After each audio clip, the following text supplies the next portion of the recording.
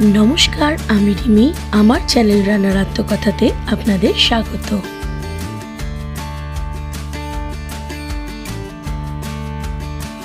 এই বৃষ্টি বাদলের ওয়েদারে ঝাল ঝাল কষা কষা কিছু খেতে ইচ্ছা করে। চিকেন তো খাওয়াই হয়, তা আমি আজকে ওই জন্য বানিয়ে ফেলেছিলাম চিকেনের গিলে আর মেটে কষা। গিলে মেটেগুলোকে ভালোভাবে একদম পরিষ্কার করে নিতে হবে, কোনো রকম নোংরা রাখা কিন্তু চলবে না। তারপরে জল ঝরিয়ে নিয়েছিলাম। অন্যদিকে কেটে নিয়েছিলাম দুটো বড় পরিমাণের পেঁয়াজ, একটা গোটা টমেটো নিয়ে নিয়েছিলাম, অনেকখানি রসুন আর আদা নিয়ে নিয়েছিলাম, আর আপনারা যতটা ঝাল খাবেন সেই অনুযায়ী কাঁচা লঙ্কা নিয়ে নেবেন। আমি টমেটো, আদা, রসুন আর কাঁচা লঙ্কাগুলোকে ভালো করে পেস্ট করে নিয়েছি। অন্যদিকে তেল গরম করতে দিয়ে দিয়েছিলাম। তেল গরম হয়ে গেলে গোটা গরম মশলা ফোড়ন দিয়ে দিয়েছিলাম। তারপরে দিয়ে দিয়েছিলাম কুচনো পেঁয়াজটা এবারে একটু লাল লাল করে ভেজে নেব।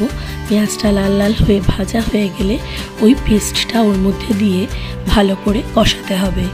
তারপরে দিয়ে দিতে হবে হলুদ গুঁড়ো, জিরে গুঁড়ো, কাশ্মীরি লঙ্কার গুঁড়ো,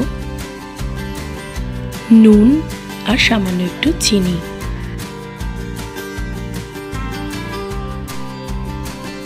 তেল ছেড়ে এলে এবারে দিয়ে দিন ওই গিলে মেটেগুলো। তারপরে ভালো করে একটু কষিয়ে নিয়ে তাতে গরম মশলা অ্যাড করেছিলাম।